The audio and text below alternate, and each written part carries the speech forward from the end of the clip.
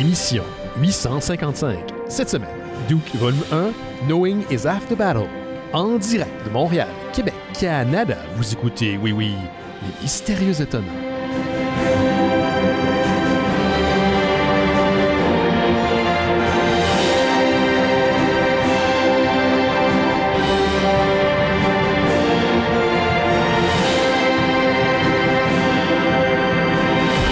Bonjour à toutes et à tous, vous écoutez Les Mystérieux Étonnants, une émission en balado-diffusion consacrée aux BD et à l'ensemble de la culture populaire. L'ensemble? Oui. Quelqu'un dormait sur la Switch? Ben oui, l'ensemble. Benoît Mercier au micro, et cette semaine, je suis entouré d'une équipe dont les membres sont en mode la minute canadienne, en ce Canada Day. Je vous les présente à l'instant. Le premier signe en rouge et blanc pour le Canada, Gauthier Langevin est avec nous. Salut Gauthier. Ah oui, c'est tout à fait moi. Tu me décris très bien. Ah oui, je suis tout à fait cerné. Je suis jamais dans l'ironie ou mystérieux étonnant. Le deuxième, parfois, il se fait prendre par des chasseurs de Bigfoot. Laurent Boutin est avec nous. Salut Laurent. Ça sent les toasts en train de brûler, Dr. Penfield. Ah oui, cette annonce-là. Hein. Ça m'a traumatisé. Mon film préféré. Oui, il joue dans le cerveau après, puis c'est un petit peu traumatisant. Oui, c'est bon. Et le dernier me donne envie d'être un vrai Canadien du Comic-Con de Montréal, le programmateur Cliff. Salut Cliff. Bonjour. Cliff, c'est une tradition. Quand on a un Comic-Con, on te fait sortir de ta caverne dans laquelle tu travailles très fort d'ailleurs pour la prochaine édition du Comic-Con qui aura lieu dans les... En fait, c'est cette semaine, Caroline nous venait par le dire. Les 6, 7 et 8... juillet prochain. 5, 6, 7. Oui, c'est ça, excuse-moi. Oui. Au Palais des Congrès de Montréal. Tu es le directeur de la programmation. Bon, il y a tellement d'activités, là, comme à chaque année, on ne peut pas passer par tout. Mais cette année, je voulais que tu nous fasses peut-être un overview de quelques événements qui sont des événements spéciaux. Donc, les événements qui ne sont pas forcément compris dans le billet du Comic-Con, qu'il faut payer un petit supplément, mais ça vaut absolument la peine.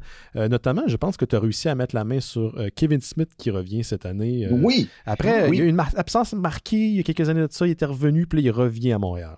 Oui, exactement. Mais avant de ça, je voulais juste mentionner, il y a 130 événements. Fait que je veux passer à travers tous les 130 événements.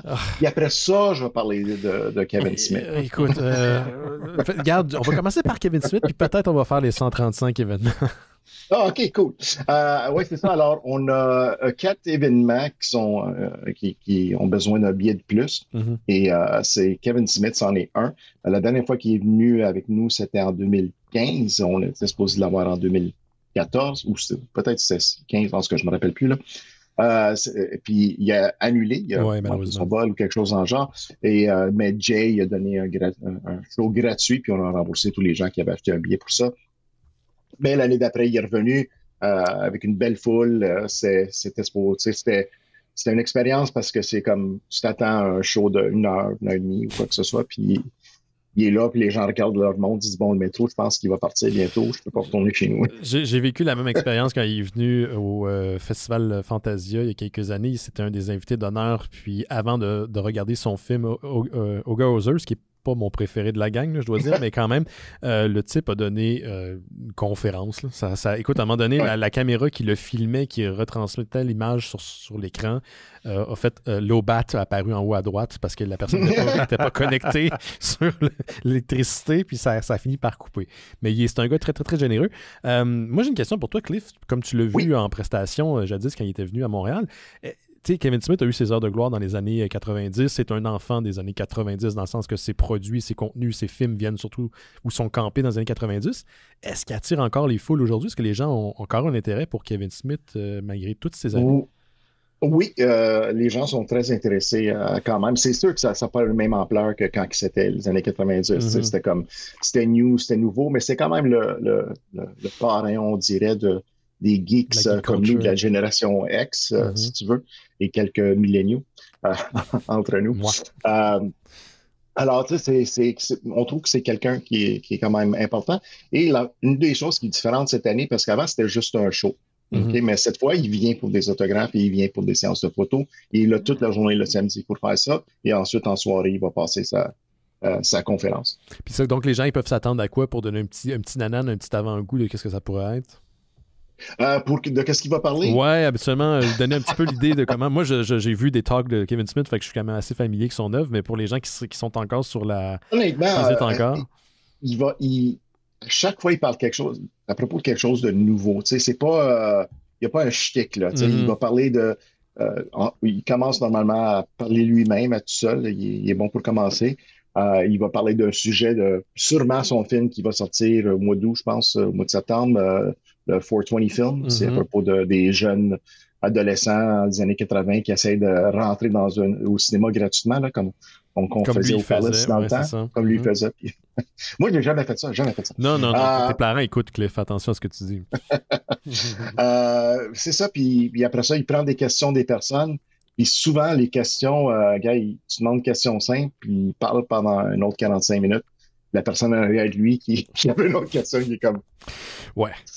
C'est long. C'est une machine anecdote. Ouais. Ça, c'est le samedi, le 6 juillet, c'est à partir de 20h. Puis là, expliquez un peu, là, parce que c'est toujours un peu le même principe pour les activités supplémentaires. Il faut que tu aies un billet pour la journée plus un billet supplémentaire pour la soirée. Alors, on a 4 catégories de billets pour ce show-là. OK? Alors, tu as besoin d'un billet pour voir le spectacle. Alors, le billet or, argent et bronze, c'est des catégories de c'est qui rentre en premier. Ouais. Avec ces billets-là, tu as besoin d'un billet du Comic-Con. OK? Pour aller. Mais on a un billet admission, entrée générale, je devrais dire. Et c'est, ils rentrent après les autres personnes qui ont déjà leur billet coloré, on va dire. Mais ils n'ont pas besoin d'avoir un billet du Comic-Con pour entrée générale. Je comprends. Parce qu'on comprend que c'est pas tout le monde qui veut passer la journée au Comic-Con. Il y a des gens qui veulent juste aller voir Kevin Smith parler pendant une couple d'heures, puis c'est assez bien. Excellent. Puis là, j'ai quand même un peu sauté du coq à l'âne parce que je suis allé dans mes intérêts tout de suite en premier qui est Kevin Smith. Mais le vendredi, il y a aussi une activité assez spéciale. Tu m'en parlais juste avant qu'on commence l'émission. Un cours de maître de sabre, pas avec n'importe qui, Darth Maul en personne. Ray Park, qui incarnait bien sûr Darth Maul dans le Star Wars épisode 1, qui, comme on l'a dit avant le show, est rendu maintenant un classique. Le film a 25 ans. Ça me fait fucking capoter, 25 ans. Mais le vendredi 5 juillet, il y a 4 sessions d'entraînement avec lui. Là, tu me disais qu'il restait quelque chose comme 3 billets pour ces sessions-là? Oui, il reste 3 places. Là. Quand j'ai checké un matin, c'est ça qui restait. Ça se peut qu'il y en ait un petit peu moins de places. Mais c'est ça. Alors, on va dire à 4h30, il y a 4 billets pour un billet par personne. Ils se présentent avec leur sable laser, puis là, lui, il montre comment faire certains moves, quoi que ce soit. Si les gens ils ont comme une petite connaissance sur le sable, ça va aller mieux. Là. Oui. Et ensuite, tu peux, il te montre une chorégraphie. On a montré une vidéo sur notre Facebook, je pense. Facebook et tout. Puis c'était quelque chose qu'on avait tourné à Winnipeg quand on a fait ça pour la première fois. C'est quelque chose que lui préfère au lieu de des conférences parce que c'est pas quelqu'un qui, tu sais, il y a des anecdotes ou des choses. C'est pas quelqu'un qui... J'ai fait des entrevues avec lui, puis c'est pas la personne la plus confortable sur un siège pour discuter les choses. Lui, il préfère de l'action. Fait que t'aurais dû voir, parce que la première fois qu'il faisait ça, c'était quand il faisait ça au mois d'octobre à Winnipeg. Il dit, c'est quelque chose que j'ai toujours voulu faire. Puis je suis content. Tu le voyais à la fin de la session, là, il suait et tout, mais il était content. Il vibrait. Là, il était dans son élément. Exactement. Puis les fans qui sont venus le voir aussi, c'était super cool. Là, ça, c'est vendredi, le 5 juillet. Il y a comme 4 pages horaires, mais comme Cliff le dit, allez jeter un coup d'œil parce que ça part assez vite s'il en reste encore d'ailleurs. Donc, les gens vont pouvoir faire une classe de maître avec lui. C'est 45 minutes, prendre une photo, mais il faut amener son appareil photo et aussi son sabre laser, le plus important. Exactement. Ouais. So, combat ready, sabre laser. Pas des vrais sabres laser, les amis. Non, s'il vous plaît. N'amenez pas votre sabre laser. Il risque d'avoir des accidents. Puis anyway, ceux qui checkent les armes là, à l'entrée du Comic-Con pour s'assurer que c'est pas des vrais, vont pas vous laisser rentrer avec. C'est des Certified Jedi Master. Cliff, t'es un enfant of the Atoms, c'est un peu comme les Mystérieux Étonnants, parce qu'on a eu la morsure là, récemment avec la nouvelle série des X-Men, The Animated Series. D'ailleurs, je t'en ai parlé, mais j'aimerais ça qu'on te reçoit quand tout le Comic-Con sera terminé pour en parler avec toi, parce que c'est une série qui a marqué, en tout cas, Simon, moi, et je pense même Jake. Là, c'est incroyable, ce produit-là. C'est incroyable qu'on l'a, mais que ce soit autant de qualité. Puis là, vous avez une soirée qui est centrée sur les créateurs des X-Men, donc, ou pas les créateurs des X-Men, mais des gens qui travaillent sur le titre des X-Men, Creators of the Atoms, de VIP X-Men Experience. Ça, c'est le 6 juillet à partir de 18h. On a des gens comme Jed McKay, Mark Brooks, Ren Stegman et Zeb Wells. Donc, c'est quand même des noms, pour les gens qui sont un peu moins familiers de la BD américaine, des gros noms qui travaillent sur le titre. On peut s'attendre à quoi exactement? Alors, ça va être une session ils vont parler de leur expérience couramment. Tu sais, Jed McKay, c'est un des écrivains de la From the Ashes, là, qui commence, il a commencé, je pense, à la fin du mois. Non, c'est ce mois-ci. Oui, après la chute de Krakoa, Simon en a parlé à l'émission. Exactement. Alors, ça recommence avec un numéro 1 de tout genre d'X-Men, puis ils vont continuer ça à travers l'été et l'automne, des nouveaux numéros 1. Jed McKay, c'est un des écrivains de un des livres, et Zeb Wells, un autre, qui travaille sur un des livres. Stegman, il travaille avec Zeb Wells, je pense bien. Non, Stegman, il travaille avec Jed McKay, excuse-moi, sur, je pense, X-Men numéro 1. Et Mark Brooks, il fait plein de couvertures. Il est surtout connu maintenant pour ses couvertures. Alors, ils vont parler de leur expérience, les projets qui vont s'en venir.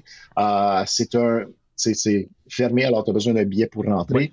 Mais c'est pas juste une conférence. On prend aussi les gens peuvent apporter des BD et chaque auteur peut signer 2 BD. Okay. Et normalement, avec des auteurs de renom comme ça coûte des sous quand tu te présentes. Ouais. C'est pas tous les artistes BD qui font ça, mais à un certain niveau, parce qu'il y a beaucoup de flipping. Oui, c'est qu'on revend. Hein? Les gens demandent pourquoi, parce que des fois, on revend ces titres-là et les personnes qui vont la revendre vont faire de l'argent. Donc, c'est normal d'avoir une certaine... un certain quota ou un cote, exactement. Oui, c'est pas juste parce que c'est pas juste par des visions, une visée mercantile. Là. C'est pour un peu protéger aussi le contenu. Là. Non, parce que la plupart des gens, la plupart des invités qui sont là, sont prêts à signer et jaser avec le monde. Ouais. Et, fait qu'il n'y a pas de problème avec ça. On a quand même beaucoup d'invités, 50 invités du comic book et de bande dessinée. Fait que c'est une des plus grosses représentations qu'on a depuis longtemps. Et c'est ça. Fait que c'est 45 minutes de jasette. Les gens vont demander des questions et parler de ça. Et aussi, après ça, on prend des photos avec les gens. On se met les 4 et une personne se présente qui apporte leur caméra. On prend une photo avec les 4. Dans cette session privée-là. Ils vont recevoir aussi un lithographe. Je ne sais pas c'est quoi encore. On ne l'a pas vu. On exclusive là, pour l'événement, tu parles. Oui, exactement. Donc, une impression de qualité. Tu le disais, il y a 130 cucs plus activités durant le week-end. On encourage toujours les gens à ne pas seulement faire le tour du showroom en bas, mais bien sûr d'aller voir les activités qui se passent aux étages supérieurs, parce qu'il y a toujours quelque chose qui se passe. Même, vous pouvez y aller à l'improviste. Il y a souvent des salles de jeu. Il y a bien sûr la mascarade qui revient. Qu'est-ce que tu allais rajouter? Surtout les gens qui ne sont pas des habitués du Comic-Con. J'encourage à aller voir au 5e parce que si tu n'es pas fan de ce monde-là, je veux dire, de comment on le connaît, les Comic-Con, comme les 4 ici, c'est sûr qu'on y va, puis on se met la tête dans une boîte de BD, puis on commence à fouiller, puis après ça, il faut qu'on parte. Mais c'est pas tout le monde qui est comme ça. Il y a des gens qui cherchent d'autres activités. Puis au 5e, c'est ça, il y a des conférences, il y a des ateliers, il y a les célébrités sur scène que ça vaut le prix d'entrée souvent. T'sais. Écoutez Giancarlo Esposito monter sur stage puis faire son preacher en avant de tout le monde, là, c'est quelque chose à voir. C'est un acteur là, qu'on a vu récemment en plus dans The Mandalorian, puis il y a la cote. Oui. Dans Abigail aussi, un film dont j'ai parlé récemment à l'émission que j'ai full aimé. Cliff... La semaine passée, il était dans The Boys. Oui, exactement. Le spoilers, attention pour les gens qui ne l'ont pas encore vu. Cliff, on ne rend jamais justice à l'événement parce qu'il y a tellement de choses qui se passent. Donc, j'invite les gens à aller visiter le montrealcomiccon.com, d'acheter ses billets à l'avance. Hein, c'est important. Vous allez vous réduire votre stress lors de vos visites. Une ligne de moins. Une ligne de moins. Exactement. Donc, c'est les 5, 6 et 7 au Palais des Congrès de Montréal. Mais avant de te laisser aller, Cliff, parce que je sais que tu es occupé, on a reçu une question, un message vocal d'un auditeur qui s'appelle Thierry. Puis il y a une question pour les mystérieux étonnants, mais je trouvais que comme tu es là, tu es peut-être une bonne personne pour pouvoir aider à y répondre. Gauthier, toi aussi, qui est familier avec les salons et les congrès de BD, peut-être que tu vas pouvoir donner ton opinion. Donc, voici le message de Thierry. Salut les mystérieux. La semaine prochaine, c'est le Comic-Con. Puis moi, j'aime bien sûr rencontrer les artistes là, pour demander des dédicaces ou des autographes aux vedettes. Là. Mais je sais jamais quoi leur dire là, pendant cette interaction-là. Je trouve que je viens bien qu'est-ce que vous faites. Là. Ça a l'air un petit peu têteux. Là, puis ils veulent jamais parler de leur projet en cours. Là. Ils veulent toujours garder ça secret, évidemment. Là. Fait que, avez-vous des suggestions de small talk qu'on peut faire là, durant ces situations-là? Là? Je serais curieux de vous entendre là-dessus. Merci. Merci à toi, Thierry. Excellente question. C'est vraiment une bonne question. C'est une très bonne question. Puis je trouve qu'on a la personne idéale pour y répondre. C'est Cliff qui s'occupe des invités en partie. Seigneur, je suis dans le même bateau la plupart du temps pour ces situations-là. Si c'est quelqu'un que j'adore, je trébuche sur mes mots. Puis je dis qu'est-ce que je vais dire, qu'est-ce que je vais demander. souvent, je fais juste un bonjour avec enthousiasme, un remerciement de ce qu'ils ont fait. Je mentionne que ce que j'aime de leur travail. C'est pas le moment pour critiquer. Je sais qu'il y a des quand on a annoncé Zeb Wells, il y a des gens qui n'aiment pas son Spider-Man. Fait qu'il y a des gens qui disent, je vais aller lui parler puis lui dire 2 mots, là, tu vas voir. Là. Non, c'est pas le moment de faire ça. C'est la célébration de la culture populaire, pas la dénégration de la culture populaire. Bien dit, bien dit. Excellent. Ouais. J'allais dire, Gauthier, as-tu une opinion? Parce qu'en salon, c'est un peu le même principe. Quand les gens arrivent devant un auteur ou une autrice qui travaille sur une bande dessinée, qui achète la BD pour la première fois, qui découvre l'œuvre, ou que c'est quelqu'un qui suit la personne, c'est pas toujours évident là, quand tu te retrouves devant elle pendant qu'elle est en train de dédicacer ton album. Qu'est-ce qu'on peut dire? Qu'est-ce qu'on dit à ces gens-là? Je pense que Cliff a vraiment une bonne manière de faire la chose, là, c'est-à-dire d'expliquer pourquoi on vient, pourquoi on s'est déplacé, donner la raison pourquoi on s'est déplacé pour venir voir cette personne-là en particulier. Je pense que c'est toujours facile à faire, puis ça communique bien la passion qui nous anime, là, parce que c'est sûr que c'est pas le temps de critiquer nécessairement. Puis tu sais, il faut pas non plus, je pense que c'est un petit conseil, là, faut pas s'attendre à ce que la personne qu'on va rencontrer ait des skills sociaux incroyables.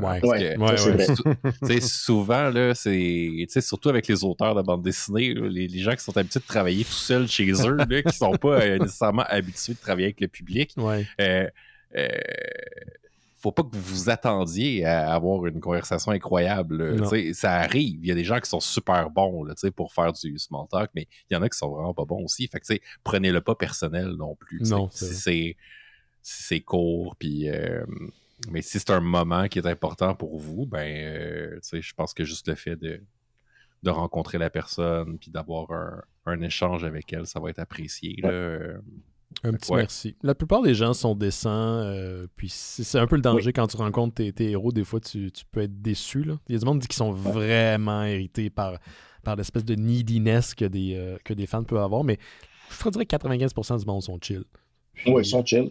Ouais. Moi, je dirais que s'approcher comme toi-même.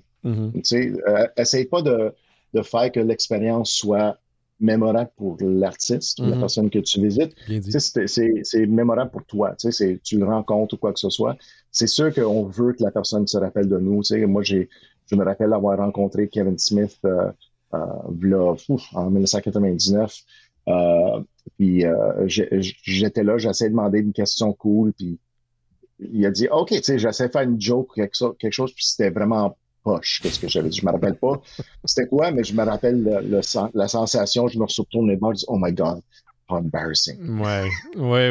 Puis je vous dirais, essayez, parce que je l'ai vu beaucoup, c'est qui déjà l'acteur qui était dans Torchwood et dans Doctor Who, là, qui fait des espèces de... John Barrowman. Lui, c'est un showman, là, puis...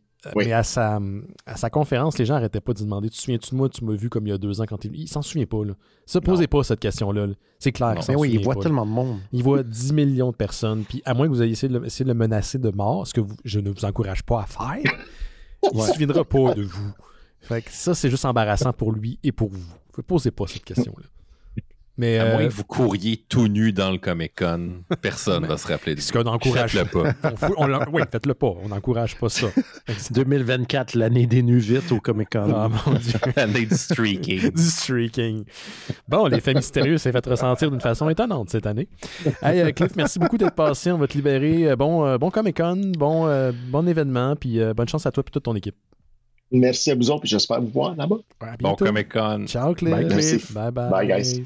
C'était Cliff du Comic-Con de Montréal, directeur de la programmation. Toujours super de le recevoir à l'émission. Ouais. Les gars, est-ce que c'était un sexy Shrek qui était derrière Cliff pendant tout ce temps-là? Je pense que c'était une sexy Twi'lek. J'ai pas remarqué si c'était une sexy Shrek. Parce qu'il a mis Twi'lek? Oui, il a mis comme un fond virtuel, puis il y avait une Twi'lek de Star Wars, puis il y avait comme une cosplay Twi'lek. Ouais, c'est Star Wars. Okay. Il y avait un Rocket Raccoon aussi. Là, fait que, ouais. Tout est possible. Ça pourrait être un sexy Shrek. Ça pourrait être t'as potentiellement un sexy Shrek. Oui, ça se peut. Écoute. Hey, salut les gars, comment ça va?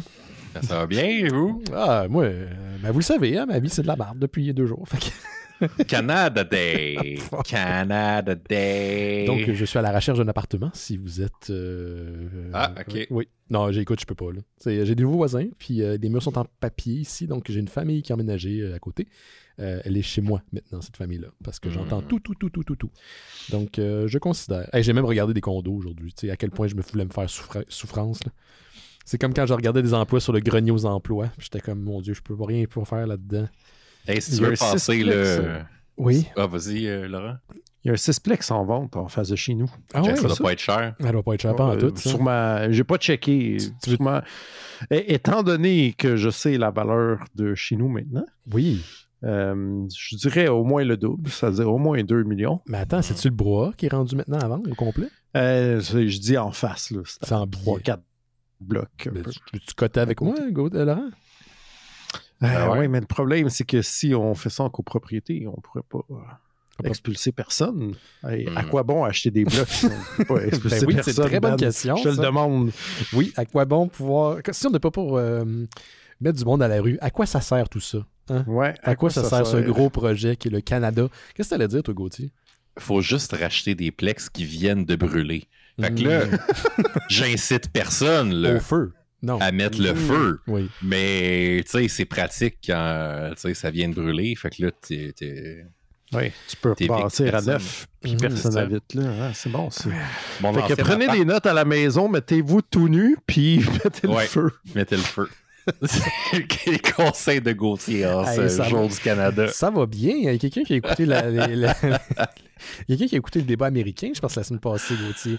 Je me tenais la tête à 2 mains, là, pour vrai. Là. Je pensais pas que c'était pour être aussi triste et navrant. C'était d'un pathétisme. Ça joue exactement dans la narrative qu'ils ont poussé depuis des mois. Puis là, c'est... Ouais.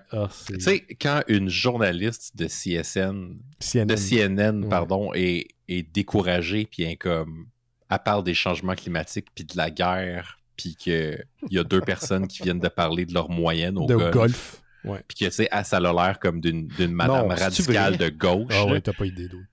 Ouais.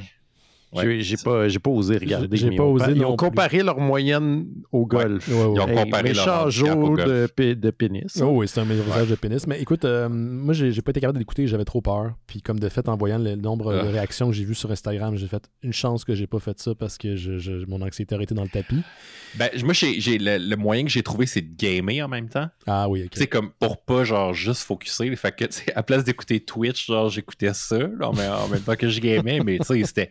Des fois, j'arrêtais, puis je checkais l'écran, genre, qu'est-ce qu'il vient de dire, Biden? Tu sais, puis j'essayais de le reculer pour comprendre, parce que je me disais, tu sais, c'est parce que je game, je porte pas attention en même temps. Ouais. Non.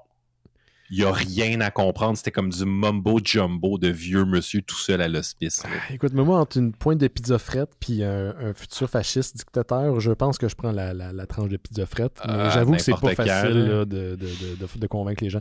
On fait pas vraiment dans la politique des mystérieux, mais je voudrais qu'en ce moment, vous dire que mon anxiété là, est stimulée par tellement de facteurs différents. Là. Non, mais au moins, ça va bien en Europe. Ça va en Europe. Ça va en Europe, right? C'est correct. Hein? Ouais. Ça a bien été en France. Là, ouais, les législatives, ça s'est super bien passé. Ouais. Là. Ouais, tu vois, il y a de l'espoir. C'est la pire des timelines. C'est la pire des fucking timelines. Le pire, c'est qu'on peut juste le regarder comme s'écrouler très lentement en si disant, je pouvais le faire, vous l'avez dit. Si je pouvais le faire d'un trou de Hobbit, tu sais, je serais bien. Je serais dans mon petit coin, dans mon trou de Hobbit, puis de voir l'effondrement de toute chose.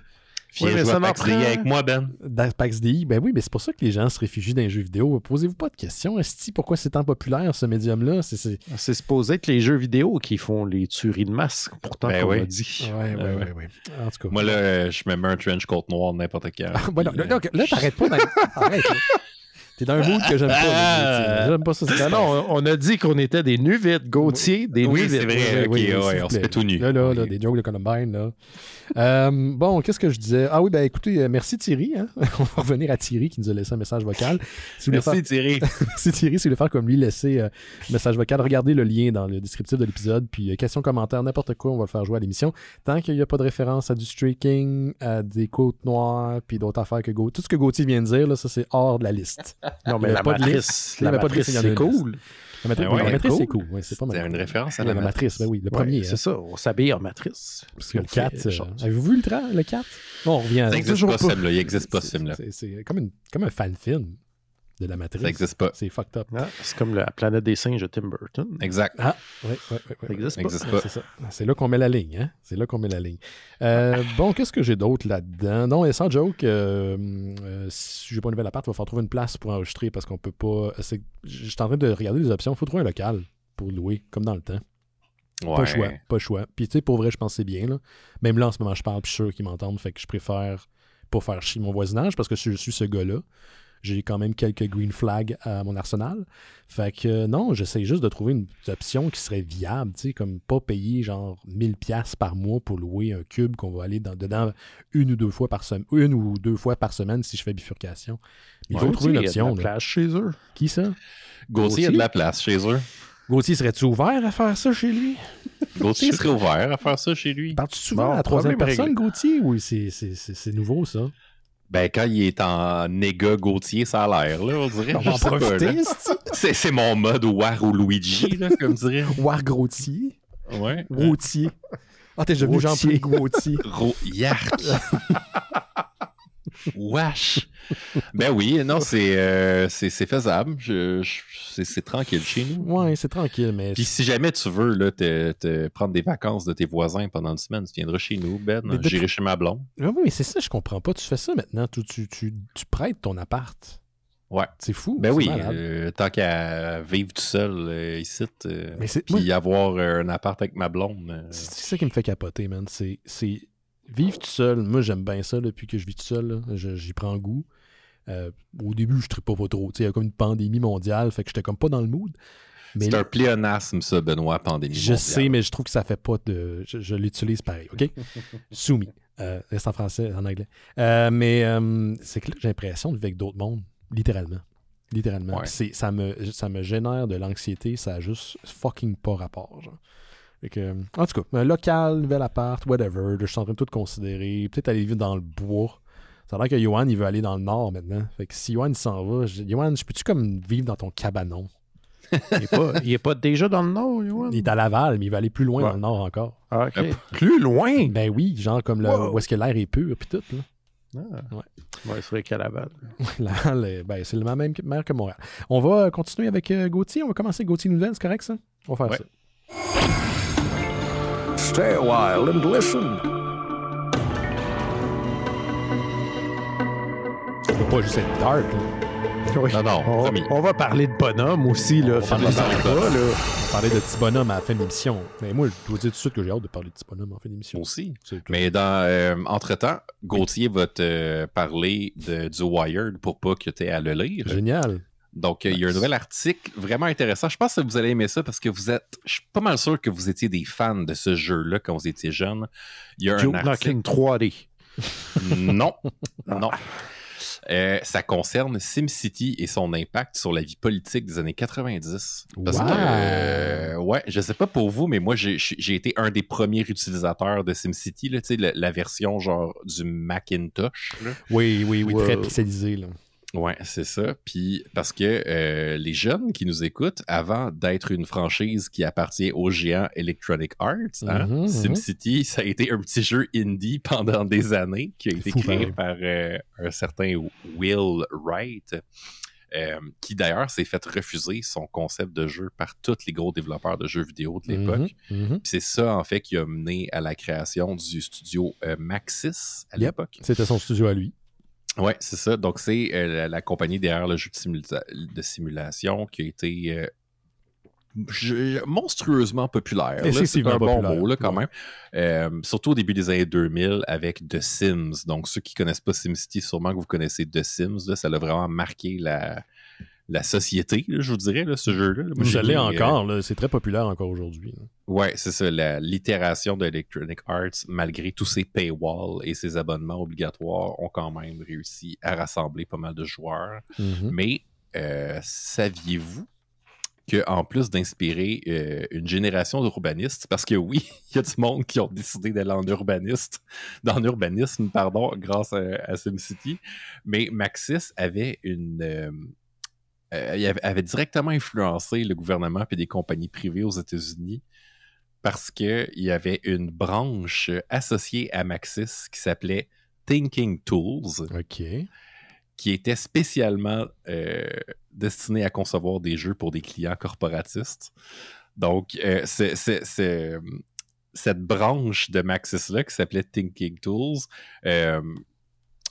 pouvait faire des jeux vidéo pour la compagnie Chevron, par exemple. Donc, la compagnie qui a fait une compagnie de pétrole, en fait, avait commandé une version pour Chevron de SimCity qui s'appelait Sin Refinery. Donc, j'ai jamais entendu parler de ce jeu-là. Et l'administration Clinton, qui aurait des liens avec un OBNL, qui a commandé une version de SimCity qui s'appelait Sim Health, qui était finalement un jeu de simulation destiné à gérer un hôpital, qui était destiné aux administrations des hôpitaux. C'est quand même une bonne idée après ma barre, parce que tu dis, bon, mais c'est pour entraîner le monde, pour leur montrer comme pas nécessairement juste leur job à eux au sein d'une organisation. Ça peut être vraiment intéressant pour comme simuler, commencer dans une grande organisation. Mais j'ai une question pour toi, ces jeux-là ont existé pour vrai ou c'était juste des plans? Ces jeux-là ont existé pour vrai. Ils ont servi chez Chevron à former toutes les nouvelles personnes qui arrivaient dans l'entreprise, jouaient à Sim Refinery. Et la fille de Bill Clinton, son jeu préféré, c'était Sim Health, parce que justement, c'était comme un produit de l'administration Clinton. Là où ça vient chirer un petit peu, c'est que Will Wright, le créateur de la société Maxis, c'était un anarcho-capitaliste consommé. J'ai l'impression avec le principe d'anarcho-capitaliste, c'est quoi exactement? Parce que ça sort des fois, il y a des figures à l'Internet là, de la culture Red Pill là, qui se autoproclament anarcho-capitaliste. C'est quoi ça? C'est les libertariens, c'est-à-dire que c'est des gens qui ne croient pas en l'État et qui pensent que moins il y a d'État, donc plus il y a de liberté, plus la société va mieux se porter. Donc, c'est des gens qui ne croient qui croient au pouvoir autorégulateur du capital et uniquement du capital. On voit ce que ça donne, hein? On voit ce que ça donne. Et en tout cas, ça donne des jeux comme Sim Health où quand tu décidais de faire de l'investissement dans les politiques publiques puis les assurances pour tout le monde, t'avais comme de la musique épeurante qui jouait. Non. I shit you not. Et un des seuls moyens de gagner le jeu, de l'équilibrer, c'était de privatiser tout. Arc. Fait que c'est de cette manière que ça a tenté d'influer sur les politiques publiques. Puis il y a un artiste récemment qui a fait une game de ce jeu, du jeu SimCity de l'époque, une des premières itérations du jeu. Puis il a réussi à équilibrer, la seule manière que c'est possible d'équilibrer parfaitement les versions originales de SimCity, c'est en investissant absolument pas dans les services publics. Fait que t'as pas de police, t'as pas de pompiers, t'as pas de système d'éducation. Fait que ça donne juste genre une petite grosse ville avec plein de monde malheureux, mais super équilibré. C'est dégueulasse. Tu sais, quand on dit des fois que dans l'IA, il y a des billets, ça, c'est un billet au niveau du game design. Ben, c'est ça, en fait. C'est une belle illustration, en fait, de ce qui peut être actuellement problématique avec l'intelligence artificielle. C'est que même si ton jeu est vraiment bien balancé en lui-même, si le système sur lequel il est basé, il est biaisé, ben c'est là que ça devient problématique. T'sais. Puis ça, on retrouve ça on retrouve la même problématique au sein de l'intelligence artificielle dans la manière dont on entraîne l'intelligence artificielle, puis du input qu'on donne à l'intelligence artificielle pour s'entraîner. T'sais. De là, les systèmes de reconnaissance faciale qui sont racistes. Oui, parce qu'ils ont été programmés par des gens des Caucasiens. Oui, avec la peau blanche. Donc, c'est ça, je trouvais ça vraiment super intéressant comme comme article. C'est dans le Wired en ligne, donc vous pouvez aller le lire.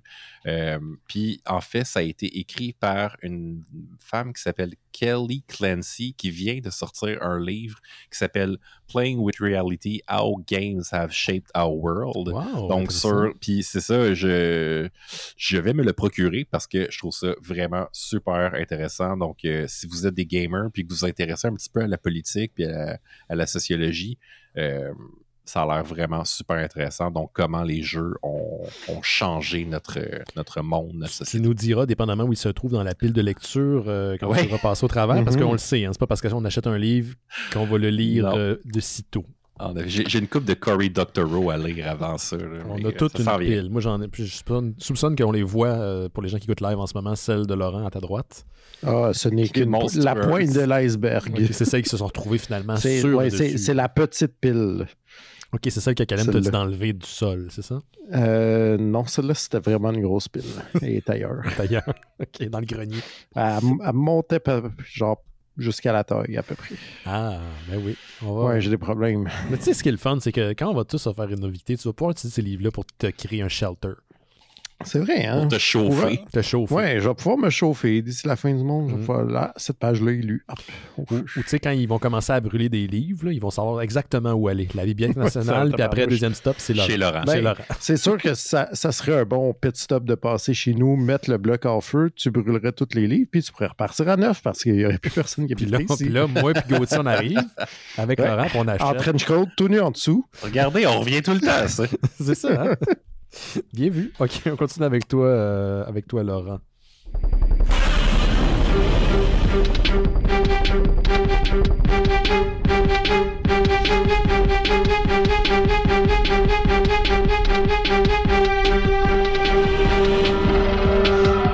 Ah, le Canada.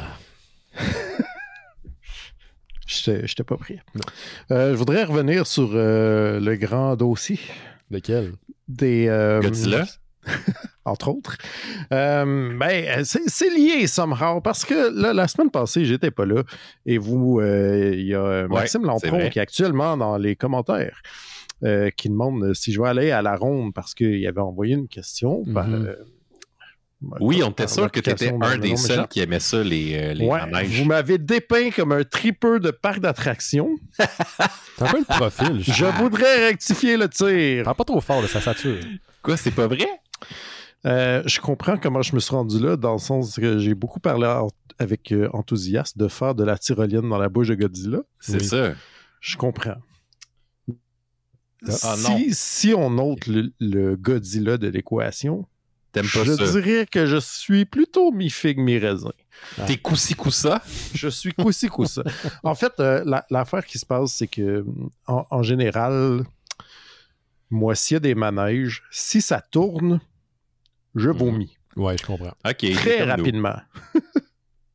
Fait que, tu sais, les fois que je suis allé, tu vas à la ronde, là, puis t'ôtes les affaires qui tournent. Ouais. Il ne te reste plus grand-chose. Les arcades. Oui, puis les montagnes russes. C'est vrai que plus jeune, j'ai quand même aimé ça, des montagnes russes, mais là, on dirait que je suis trop vieux. Je suis comme plus. Je fais juste penser à me faire bardasser là-dedans, puis j'ai comme plus trop le goût. Fait que moyen excité, je dois dire. Ceci dit, là, la question à la base était est-ce que je vais aller visiter la nouvelle section de dinosaures à la ronde? Il faut savoir que cette section qui est rénovée en dinosaures, c'est la petite ronde, en fait. Ah! Okay. Qui est rendue entièrement à thématique de dinosaures, si je l'ai bien compris. Fait que. C'est pas Charlotte qui a fait les décors pour ça, d'ailleurs? Ben, c'est ça que j'allais dire. Moi, je serais curieux d'une visite quand même de cette petite ronde version dinosaure. Si Charlotte, elle n'a pas fait les dinosaures, elle nous a dit, elle a fait, puisqu'elle a fait ça avec sa mère, là, ils ont comme une jobine de créer des affaires en fibre de verre, je pense. Ils ont fait comme des végétaux et des petits lézards. Je pense que les gros animatroniques, c'est pas eux qui les ont fait, mais elle a quand même mis la main à la pâte là, dans des affaires là-dedans. Ça, j'avoue que je serais curieux de savoir le know-how derrière, mais l'expérience que j'ai eue au Jurassic World Live Tour, que j'appelais affectueusement Jurassic World on Ice, on s'en rappelle. Ouais. Mais je me fais dire que, tu sais, j'aime ça les dinosaures, mais quand c'est vraiment destiné aux enfants, des fois, je sais pas rapport, là. Non, t'as l'air juste d'un gars weird tout seul là-bas. Mais j'ai l'air d'un gars weird dans une attraction pour enfants. Tu sais, je suis comme, hey, j'aime ça les dinosaures, moi aussi, mais des fois, je suis pas le public cible, même à ça. Fait que ça veut dire que si on y va en groupe, c'est correct? Ben, déjà, vous me ça traînerez va pas à l'air. ronde, là. Je suis désolé, les gars, là, c'est dans les activités Non, mais la que je petite déteste. ronde, Ben, Non, c'est m'en chill. calisse. Non, pour vrai, j'haïs aller là. J'haïs pour vrai, j'ai jamais aimé ça. J'ai jamais trippé, je trouve ça long, il y a trop de monde, ça Il n'y a pue. même plus la pitoune en plus. Il n'y a même pas la pitoune. Fait que c'est quoi l'intérêt d'aller à la ronde? Là? Je l'ai pas, cette passion-là. J'aurais les bras croisés en arrière dans le char, puis je serais comme. Ça me tenterait pas. Là, Dans le char? ben, on dans, va aller dans là le au métro. métro. C'est vrai, là. dans le métro. Je serais dans le métro. Mettons qu'on trouve un nouvel appart. Oui. Tu viens-tu à la ronde avec nous? Ben, si la personne, c'est dans ces conditions, puis l'appart, elle est raisonnable, j'acquiescerais. C'est sur le bail. Non, mais là, c'est pas sur le bail, là, c'est pas vrai. À chaque année, tu dois aller à la ronde. Ouais, chaque année, j'ai une augmentation du bail puis du prix du billet de la ronde. Fait que, non, ben, oui, dans un monde hypothétique où c'est une des conditions, j'y penserais, disons. En ce moment, je serais prêt à vivre je serais prêt à comme passer une nuit dans une maison hantée, tu sais, là, comme dans les films. Là. Comme dans Scooby-Doo. Ouais, comme dans Scooby-Doo. Là, Ouais, puis mais finalement, c'est le tu serais maire. prêt à ce que ça soit ton appart? La maison hantée, où est-ce que je suis rendu? Je suis rendu à y penser, oui. OK, je comprends ça. Plusieurs informations à cogiter. Ouais, voilà. Fait que c'est ça, en fait, si je passe par là, j'irai voir, mais je pense pas que d'autant plus que là, dans mon temps, la dernière fois que je suis allé, ça fait au moins 20 ans, je trouvais ça cher d'aller à la ronde. Fait que sûrement que ça doit plus être cher. Ça doit être cher. Ça doit être man. comme 100$ la journée. Je peux pas Ça a croire. déjà été plus cher. Je pense que c'est déjà plus cher que ça. Je peux pas croire. Bon, ça se peut. Fait que, Faudrait demander à Jake comment rentrer sans payer. Ah, ben lui, il va trouver. Il doit y avoir un moyen. Ouais, where's the will, there's a way. Surtout si c'est le Jake qui trouve. faut y aller par l'eau. En dinghy. Mais fait que, écoute, Maxime, je te remercie de m'avoir championné une activité de dinosaure avec le Patreon. Mm-hmm. Mais pas sûr que c'est ma priorité. Bon, tu vois. Voilà. Fait que c'était ça ta nouvelle? Oui, c'était ça ma nouvelle. Bon, ben, J'ai une nouvelle pour toi. Ben, une nouvelle. Oui, j'ai une question pour toi. J'écoute. Là, je faisais mes recherches pour mes nouvelles tantôt, puis j'étais comme Bolshoi Arena, tome 4 de Boulet puis Aislinn, il doit être sorti. Non. Mais là, qu'est-ce qu'ils attendent? Dis-leur, là, dis-leur de se dépêcher, là. C'est long. Là. Hey, la moitié de mon travail consiste à écouter des gens qui me disent dis-leur que c'est long avant que ça sorte. De quoi qu'on parle, là? Il y a comme un album qui se fait attendre. Ouais, la série, j'en avais parlé au Mystérieux peut-être en 2022. C'est une série de science-fiction, Bolshoi Arena, sur la réalité virtuelle. C'est vraiment bon. Oui, c'est un manga, non? Ben, c'est le genre de manga français. Là, okay. mais c'est ça, il en sortait un comme aux 2 ans. Puis là, le dernier, il est sorti en janvier 2022.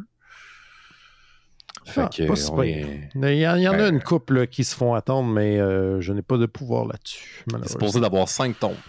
Bon, puis il y en a 5, ouais.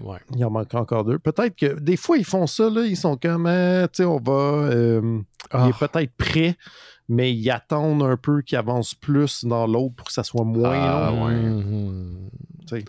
Ils ont fait ça avec les 2 derniers Black Sad, mettons, là, entre le 5 et le 6, il y a eu genre 8 ans. Ouais, il y a eu 2 ans entre les 2 derniers. Ouais, c'est ça. Bon, c'est ça. Fait que c'est ça, mon message est passé. Dis-leur. Moi, j'ai une petite nouvelle, mais concernant un peu ce qu'on va parler tantôt, parce que tantôt, en fin d'émission, on parle de Duke, le deuxième titre qui se passe dans le Energon Universe, whatever, comment vous voulez le prononcer, de Skybound Entertainment.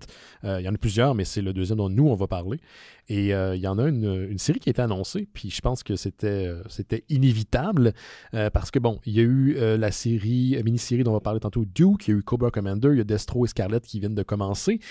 Puis, ben, ça devait arriver. Là. Il y a une série de G.I. Joe qui a été confirmée par Skybound Entertainment qui s'en vient. Le premier numéro va sortir quelque part autour du mois de novembre, le 13 novembre pour être plus exact.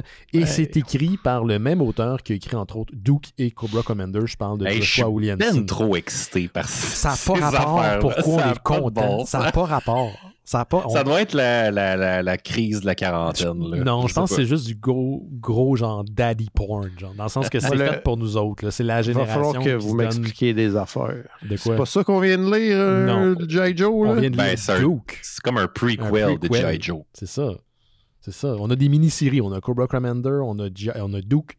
On a Void... non, ça c'est autre chose. On a Scarlet, on a Destro qui s'en viennent. Fait que là, ils ont dit, après ça, on va sauter à une série ongoing, une série en continu qui sera le titre principal qui s'appelle G.I. Joe.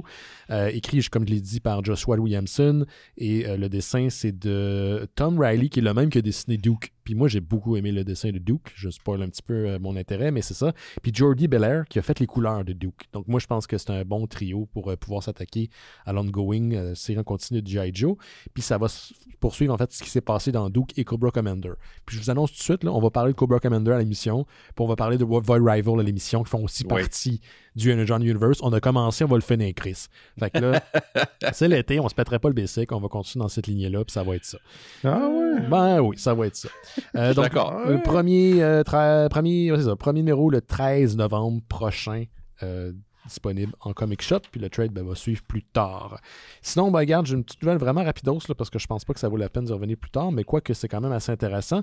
Gauthier, Laurent, vous êtes comme moi des amateurs de Muppets, c'est tout ce qui touche à la création, aux créatures de Jim Henson.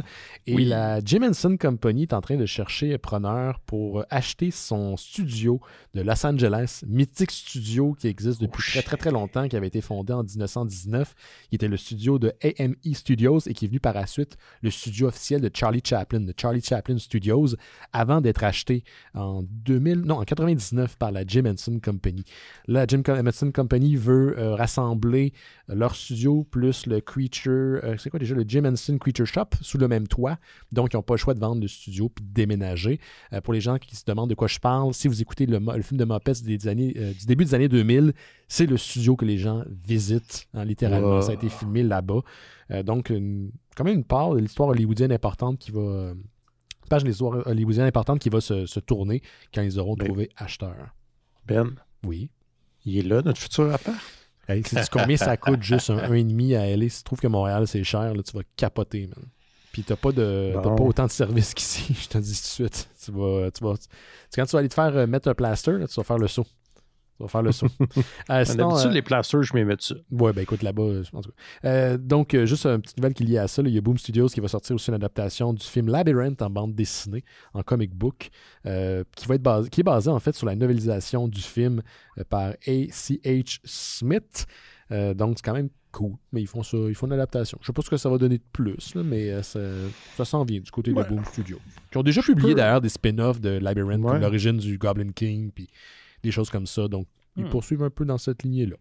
Je suis pas contre plus de labyrinthe dans la vie. Moi non plus. Je suis curieux de voir leur interprétation. Puis c'est basé sur la novélisation. Donc, est-ce qu'il y a des éléments supplémentaires qu'on va y avoir? Ça reste à voir. On va continuer avec Gauthier.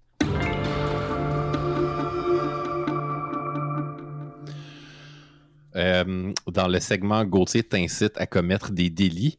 Un nouveau segment très populaire. Je ne sais pas si vous avez écouté le CEO en fin de semaine. C'était comme une méga compétition de jeux vidéo. Oh. Et il y a eu un premier championnat de Mortal Kombat 1. Oui. Et le gagnant, Dialogue, a lancé sa chaise dans les estrades quand il a gagné en finale, causant des dommages de plus de 3000 $ US parce qu'il n'a pas checké quand il a lancé sa chaise. C'était une secret lab. Oui, c'est ça, exactement. Non, c'était une chaise bien normale, puis il a pogné un spot. Oh. Et le spot coûtait 3000 $, alors que sa bourse de gagnant s'élève à 565 $. Ben toutes nos félicitations à Dialogue. Attends, il a pitché sa chaise d'enthousiasme? Ouais, c'est ça. C'est comme en fait, c'est pas un trend, là, mais c'est quelque chose qu'il y a d'autres joueurs qui ont déjà fait, là. C'est comme, ça fait badass, là. Puis, en tout cas, je comprends pas tant que ça. Puis je suis comme, pour vrai, guys, sérieux, ça a comme pas rapport, là. Comme, faites pas ça. T'sais. Eh bien. Fait que c'était dans ma... En fait, c'était dans ma rubrique Bravo Internet. Mais c'est tout. J'ai trouvé ça un peu poche. Ça vient un peu... parce que le jeu est quand même vraiment cool. Fait que concentrons-nous sur le jeu, s'il vous plaît. Ouais. Laissez ces pauvres spots inanimés tranquilles. Ils peuvent pas se déplacer. Ils peuvent même pas comme se pencher pour éviter la chaise.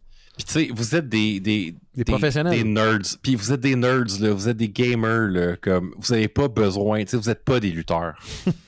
Essayez pas d'avoir genre de la masculinité toxique puis des affaires comme ça. Là. Ça marche pas. Là. Je vais défendre la lutte. Il n'y a pas que de la masculinité toxique dans la lutte. Je suis pas d'accord. Je suis pas d'accord. Mais je comprends où tu voulais aller. Essayez pas d'être des lutteurs. Non, c'est ça, exact. Il faut être un professionnel. Exactement. Chacun sa spécialité. Lancer des chaises, ça prend une technique. C'est ça. Ben, moi, je suis pas contre, mais tu sais, il y a des façons plus utiles de faire ça. Mettons, lancer vos chaises dans la vitre d'une banque, par exemple. Non, fais pas de ça, là. Arrêtez. Ou d'un Renaud-Bré. Non. Hey, on a des gens chez Renaud-Bré qui nous écoutent, là, Chris. S'il vous plaît, là. C'est déjà assez difficile de se démarquer dans ce milieu-là. Là.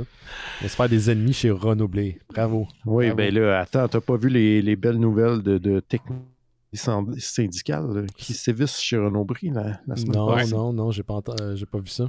Ben c'est ça. S'ils veulent se faire des amis, qui agissent comme tel.